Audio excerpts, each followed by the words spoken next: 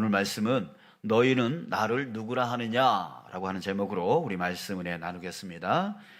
자, 예수님께서 제자들에게 질문을 하시는데 두 가지 질문을 하십니다. 첫 번째는 사람들이 나를 누구라 하느냐의 질문이고, 자, 두 번째는 그러면 너희는 나를 누구라 하느냐, 이렇게 질문을 하십니다. 예수님은 이렇게 자신에 대해서 먼저는 사람들이 나에 대해서, 또 제자들이 본인 자신에 대해서 어떻게 생각하는지에 대한 질문을 하셨던 거예요. 자, 여러분, 이 질문은 우리 그리스도인들에게 너무나 중요한 질문입니다. 내가 주님이라고 부르고 또 믿고 또 따르는 분이 누구인 줄 반드시 알아야 되는 것이죠. 왜 그렇습니까? 예수님이 누군지 모르면 뭘 믿어야 될지 모르는 거죠. 또 그가 누구인지 알 때 삶의 방향이 정해질 수 있고요. 또 그가 누구인 줄 알 때에 삶의 목적지, 내가 어디를 가야 되는지 그 목적지를 알 수 있기 때문입니다. 자, 이렇게 믿고 따라가면 어디로 가는가? 이게 분명해야 갈 수 있는 거죠. 자, 그래서 우리는 반드시 이 질문을 고민해 보고 또 그 답을 스스로 찾아야 되는 거예요. 나는 예수님을 누구라고 생각하는가? 이 질문을 꼭 우리 인생 중에 반드시 빨리 고민을 해야 돼요. 누가 가르쳐 줄 수가 없어요. 우리는 이미 듣고 있는데 그것을 본인이 깨닫지 못하고 있는 것이죠. 그러니까 스스로 고민을 해봐야 돼요. 나는 예수님을 누구라 하고 있느냐? 가족들이 믿으니까 그냥 쫓아다녔다라고 하면 안 돼요. 엄마 뱃속에서부터 다녔기 때문에 내가 믿었다, 이렇게 해서도 안 돼요. 오래도록 다니다 보니까 그냥 다니게 됐다, 이렇게 해서도 안 돼요. 믿으면 좋은 일 생긴다고 하니까 다녔다, 이렇게도 안 돼요. 물론 어느 누구든지 믿는 계기가 있지 않습니까? 그래서 시작은 그렇게 시작할 수 있습니다. 누구 때문에, 아니면 엄마 뱃속에서 이런 식으로 계기가 있을 수 있어요. 저도 친구가 교회 가면 여자친구 사귈 수 있다 그래서 그 꼬임에 넘어가서 교회 다니기 시작했어요. 계기가 있는 거예요, 다. 어떤 식으로든 계기가 있는 거예요. 자, 하지만 그걸로 끝나면 안 돼요. 그 이유 때문에만 교회를 다니면 안 된다는 거죠. 생각해 봐야 돼요. 내가 예수님을 누구라고 믿고 있는가? 이걸 반드시 우리는 고민을 해보고, 그 예수님 때문에 내가 믿음 생활하고 신앙 생활할 수 있는 그런 이유가 만들어져야 된다는 거죠. 만약에 예수님이 누군지 잘 모르면 어떻게 돼요? 엉뚱한 믿음을 갖게 되어져요. 엉뚱한 삶을 살게 되어지고 엉뚱한 방향으로 갈 수밖에 없는 것입니다. 여러분, 제가 그랬던 것처럼 그러니까 우리는 무슨 이유에서든 이 믿음의 길을 시작했다면 내가 믿는 예수가 누구인지, 나와 무슨 관계에 있는지, 내가 예수님을 믿으면 어떤 근본적인 유익을 얻을 수 있는지, 이것에 대한 확신, 이것에 대한 믿음을 가질 수 있어야 돼요. 그래서 남들이 뭐라 해도, 어떤 방해가 있어도, 그럼에도 불구하고 난 예수님을 믿는다, 나는 예수님 앞에 나아가서 예배한다, 이런 신앙을 가질 수 있어야 되는 거예요. 그러지 않으면 무슨 일만 생기면 무슨 핑계가 자꾸만 생기는 거예요. 오늘 추워서 못 가겠다, 오늘 피곤해서 못 가겠다, 오늘 뭐 해서 못 가겠다. 끊임없이 누구를 위한 건데요? 자신의 그 영원한 생명, 그 구원을 위한 건데, 뭐 때문에 못 가겠다, 뭐 때문에 못 하겠다, 뭐 때문에 믿지 못하겠다, 뭐 때문에 상처받았다, 이런 식으로 믿음의 줄이 금세 끊어져 버리면 참 힘든 겁니다. 이 믿음의 삶을 살기가 힘든 거예요. 자, 예수님의 질문을 우리 다시 한번 보겠습니다. 사람들이 나를 누구라고 하느냐라고 했을 때 제자들이 어떻게 대답을 해주죠?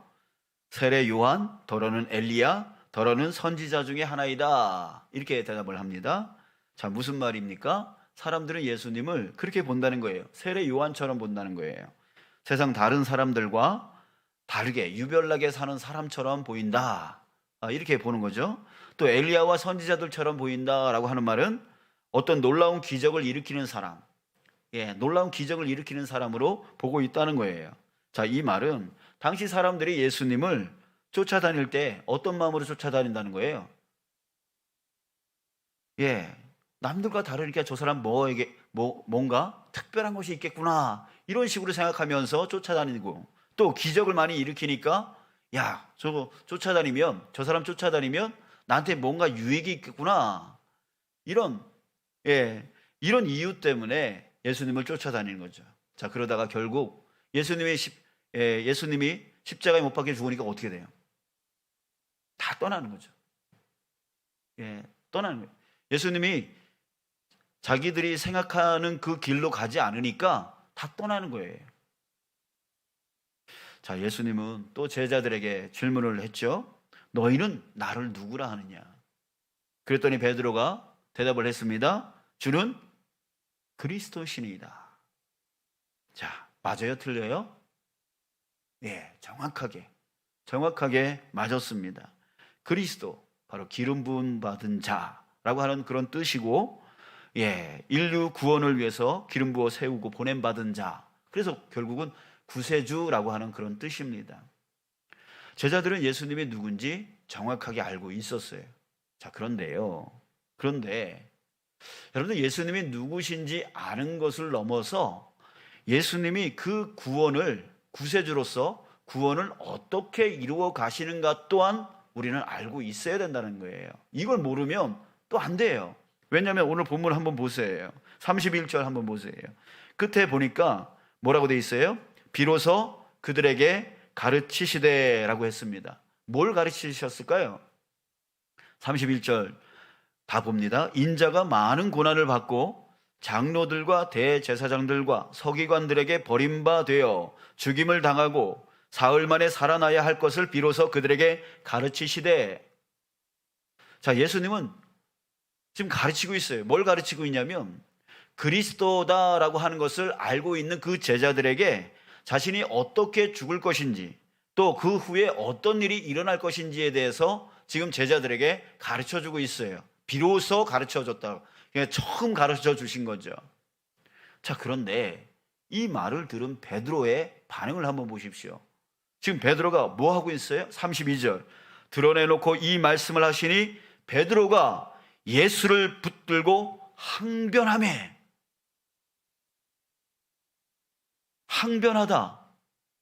이걸 원어로 보면은 에피티마오라고 하는데요. 자, 이 말은 비난하다라는 뜻이에요. 지금 예수님을 베드로가 비난하고 있는 거예요. 책망하다라고 하는 뜻이에요.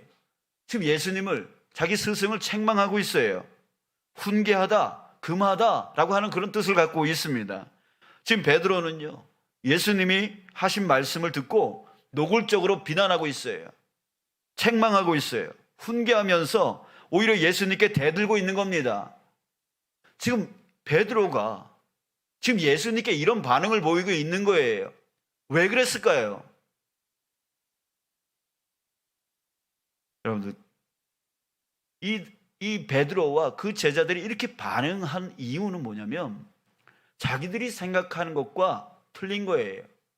지금 예수님이 그리스도라고 하는 것을 알고 있었지만 그 그리스도가 어떤 길로 갈 것인지에 대한 것은 모르고 있었단 말이에요. 그래서 유대인들이 생각하는 것처럼 그리스도라면 이 이스라엘을 독립시켜서 다윗 왕국처럼 큰 나라로 만들 것이다, 이런 식으로만 그리스도를 이해하고 있었던 거예요. 그러니 예수님이 비로소 가르쳐 주시면서 나는 이제 죽을 거야, 놀라는 거죠. 아니, 왜 죽어? 그리스도라면 이 나라를 독립시켜서 부강한 나라로 다윗 왕국을 다시 재건해 줘야 되는 거 아니야? 근데 왜 죽어? 그 죽는다라는 소리 때문에 귀가 딱 막혀버린 거죠. 그 다음 말이 들리지 않아요. 그 다음 말이 무슨 말이었는데? 사흘 만에 다시 부활할 것이다. 이 말이 들리지 않았던 거예요. 그러니 나중에 예수님이 부활해서 딱 나타나니까 다 기겁하는 거죠. 다 놀라는 거죠. 자, 여러분, 예수님이요, 이런 베드로의 말, 베드로의 반응에 대해서 어떻게 하셨냐면 꾸짖으셨어요. 33절, 예수께서 돌이키사 제자들을 보시며 베드로를 꾸짖어 이르시되, 사탄아, 내 뒤로 물러가라. 내가 하나님의 일을 생각하지 아니하고 도리어 사람의 일을 생각하는도다. 뭐라고 부른다고요? 사탄아. 자기 제자에게 지금 예수님은 뭐라고 부르고 있냐면 사탄이라고 부르고 있어요.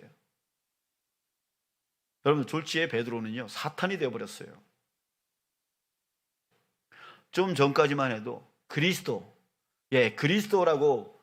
한 것을 인해서 네 그거 네가 안 것이 아니라 하나님께서 너에게 알려주신 거야. 우리 다른 본문에 보면 그렇게 말하고 있어요. 칭찬하셨단 말이에요. 그런데 베드로가 이렇게 반응하는 것으로 인해서 뭐라고 하십니까? 사탄이라고 불러요. 여러분, 만약에 누가 다른 성도가 나보고 이 사탄아 이러면 여러분 기분 좋으시겠어요? 그죠? 여러분, 지금 베드로는 충격을 받은 거예요. 충격을 받았어요.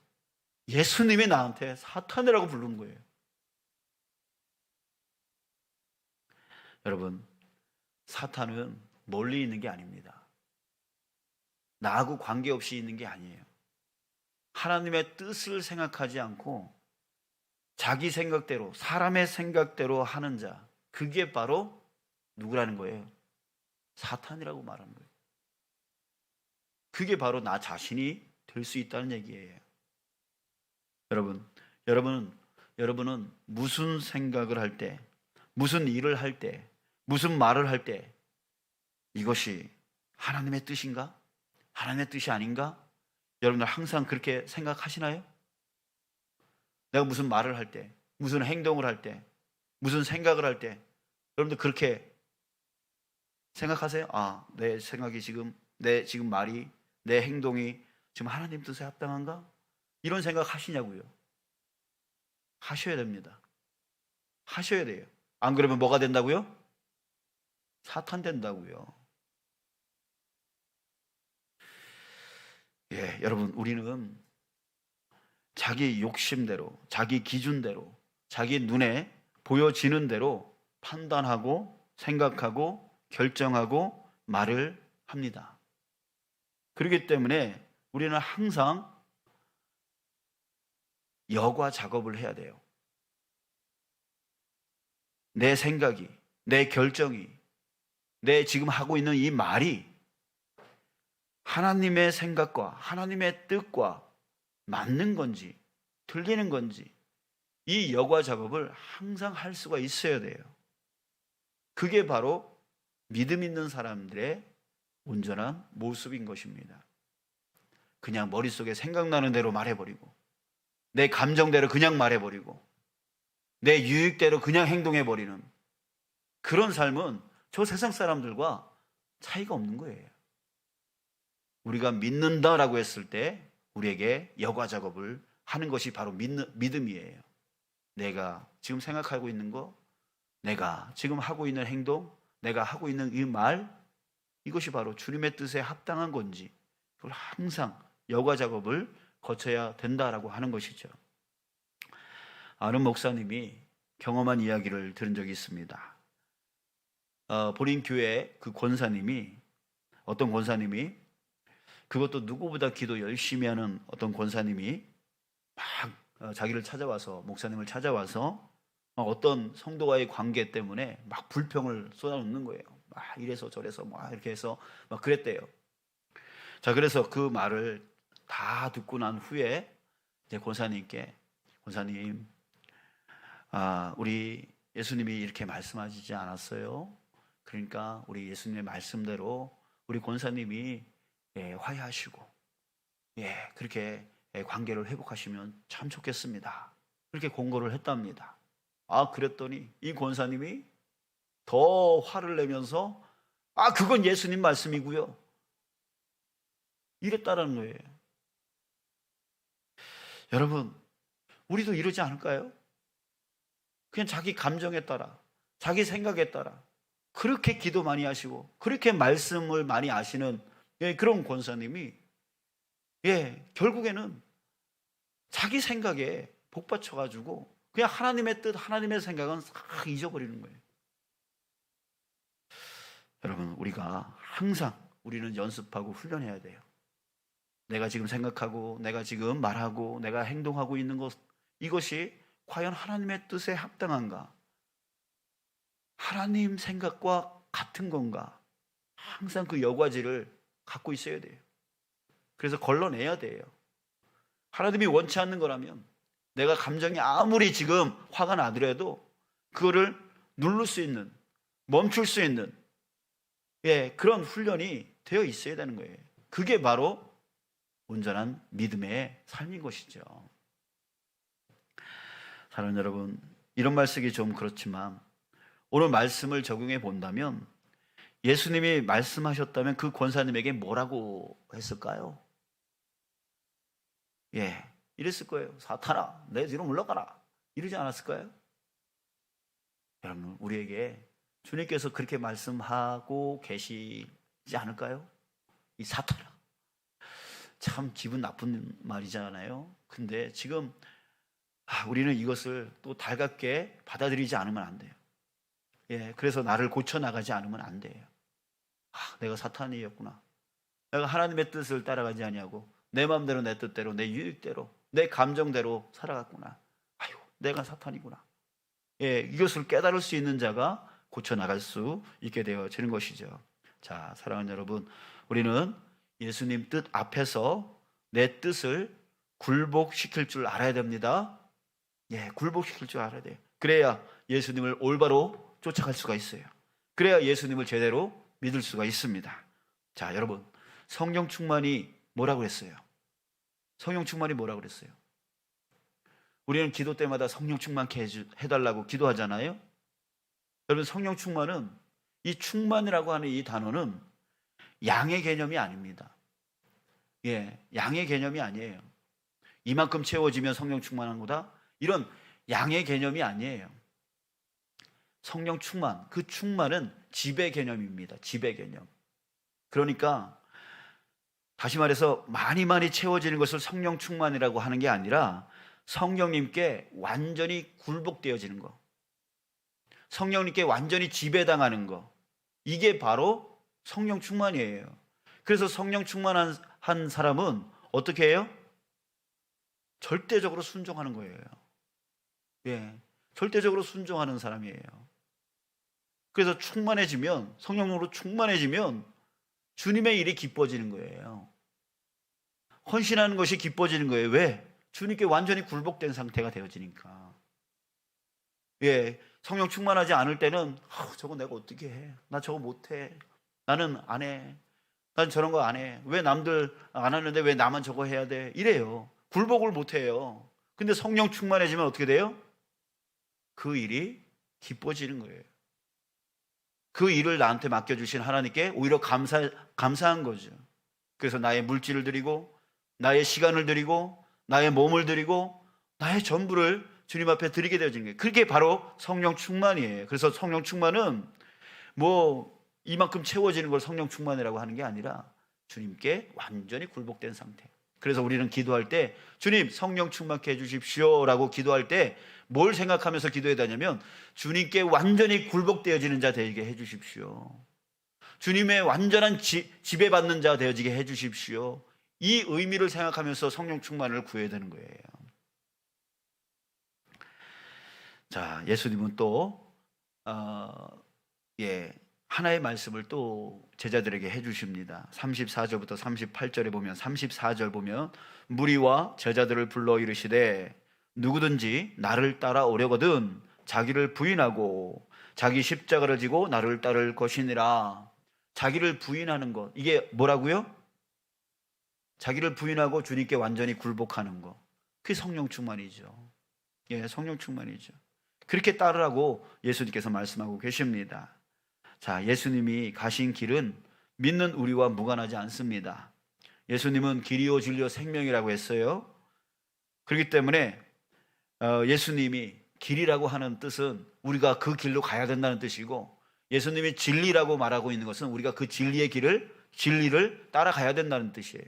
그리고 예수님이 생명이라고 하는 것은 그 길과 진리를 따라갔을 때 그 생명을 얻게 되어진다는 거예요.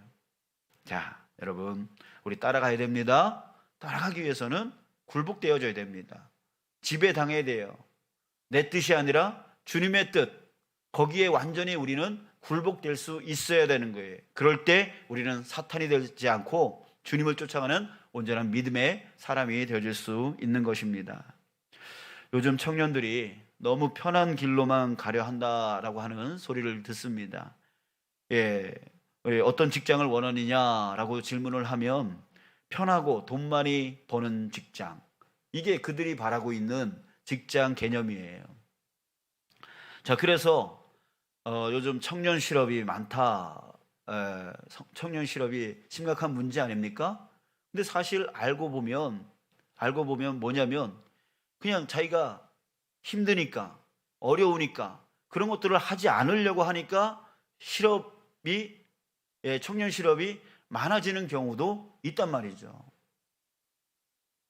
그러니까 많은 청년들이 바라는 것은 저 큰 기업으로 들어가서 편하게 돈 많이 버는 거, 이것만 바라는 거예요. 그러니까 3D 업종은 절대로 가지 않으려고 그러고, 이러다 보니까 청년 실업이 커졌다라고 하는 그런 부분도 있다는 얘기예요. 자, 그런 것처럼 여러분, 우리 그리스도인들도 마찬가지예요. 자꾸만 신앙생활을 편하게만 하려고 해요. 편하게만 하려고 해요. 우리 어르신들 옛날에 그런 말 했잖아요. 뭐 부흥회만 하면 내 교회뿐만이 아니라 다른 교회도 가고, 산을 넘고 물을 건너 걸어서 거기까지 가서 예배하고 부흥회 했다고, 그때 참 은혜 많이 받았다고 막 이런 얘기 하잖아요. 그때는 편하게 신앙생활을 하지 않았기 때문에 그게 가능했죠. 근데 지금은 조금만 거리가 멀면, 조금만 뭔 일이 있으면 안 하는 거예요. 편한 신앙생활을 하려고 그래요. 자, 여러분, 이러니 고난이 찾아오면 쉽게 넘어지는 거죠. 자, 여러분, 그리스도인은 자기 십자가를 짊어질 줄 알아야 됩니다. 책임질 줄 알아야 돼요. 맡겨진 사명, 맡겨진 사역, 맡겨진 그 모든 것을 놔서는 안 돼요. 그거를 충성되이 자기를 부인하면서 그 일을 감당할 수 있어야 돼요. 여러분, 그러면 어려운 것 같죠? 어렵지 않습니다. 왜요? 내가 하는 게 아니기 때문에. 그렇게 내가 헌신하며 나가면요, 주님께서 도와주시더라고요. 주님께서 문을 열어주시더라고요. 주님께서 다 행해 주시더라고요. 저는 거기서 뭐만 얻으면 되냐면 은혜만 얻으면 돼요. 그냥 따라가면 주님께서 다 해주시죠. 처음에는 못할 줄 알았는데, 처음에는 힘들 줄 알았는데 따라 나서면 주님께서 은혜를 더 부어주신다고요. 자, 그러니까 우리 주님께서 우리에게 말씀해 주셨듯이 자기 십자가를 짊어지고 우리 충성하여 나갈 수 있는 저와 여러분들 되어지길 주님의 이름으로 축복합니다. 아멘. 이제 우리 지난 주일 사무총회를 마치고 이제 2023년도에 회기가 시작이 되어졌어요. 우리 각자의 새로운 자리로 나가신 분들도 계시고, 또 작년에 이어서 올해 이제 다음 해도 똑같은 자리에서 또 섬기시는 분들이 많이 계실 겁니다. 여러분, 이제 새 마음을 가지고 우리 나아가기를 원합니다. 주님이 나에게 맡겨주신 그 십자가를 짊어지고 우리 충성하여 나가기를 원합니다. 충성할 때 주님께서 부어주시는 거예요. 쏟아 부어주시는 거예요. 은혜를 부어주시는 거예요. 필요한 건강, 필요한 물질, 필요한 그 모든 것, 네가 나를 위하는데 내가 너에게 왜 채워지지 않겠느냐, 이런 거, 이게 바로 주님의 뜻 아닙니까? 그죠? 자, 여러분, 두려워하지 마세요. 걱정하지 마세요. 내가 그걸 할 수 있을까 없을까, 이런 걱정하지 마세요.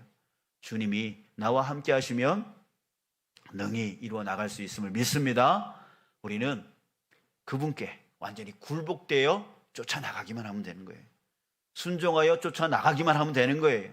그러면 내가 못할 줄 알았던 것이 주님의 능력이 역사되어져서 그 일을 이루어나가는 은혜를 체험하게 되어지는 거예요.